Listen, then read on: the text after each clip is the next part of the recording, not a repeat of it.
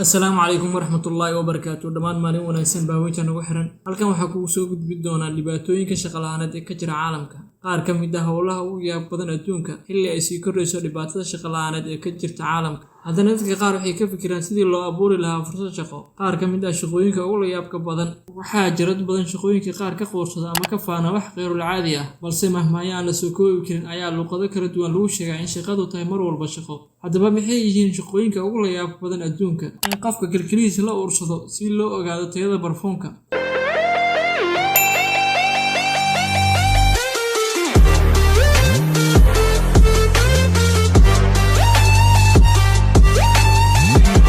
xiisa ay ka yeelataa wadamo badan haddii aad u ooyi karto qof dhintay xitaa aadan aqoonin isaga ee qaraabadiisa toona inkastoo ay u muuqato shaqo la yaab leh haddana waxay ka mid tahay shaqooyinka kale ee dhalinyaro badan nolol maalmeedkooda ka raadsada shaqadan ayaa nolol maalmeedkooda ugu soo saara wadamo ay ka mid yihiin Kenya iyo Nigeria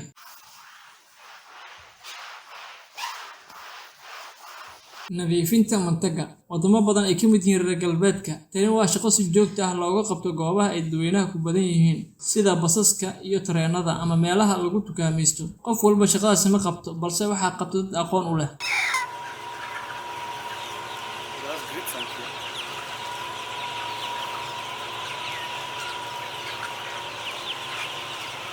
kala garashada digaaga labka iyo dhadiga hawshan waa in la kala aqoonsadaa digaaga yaryar inuu yahay lab ama dhadig haddaan si kale u dhigo ujeedku waa in la kala saaraa inuu yahay diiq ama digaag dalka Ingiriiska shirkad ku taal ayaa sanadkii la soo dhaafay shaacisay inay yaraadeen dadkii aqoonta u lahaa shaqadan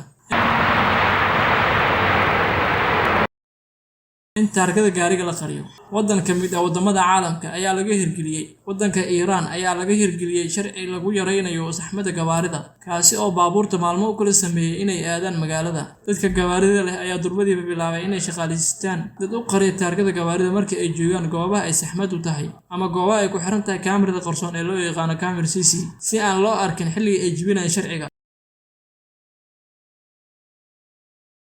in la ursado warqadaha musqulaha shirkadaha soo farsamaysa warqadaha lagu isticmaalo musqusha waxay xaqiijiyaan in aysan soo urin ka hor inta la isticmaalay kadib marka la isticmaalay inta aan suuqa la soo gelin warshada gudaheeda waxaa ka shaqeeya dad ay hawshoodu tahay in ay wax uriyaan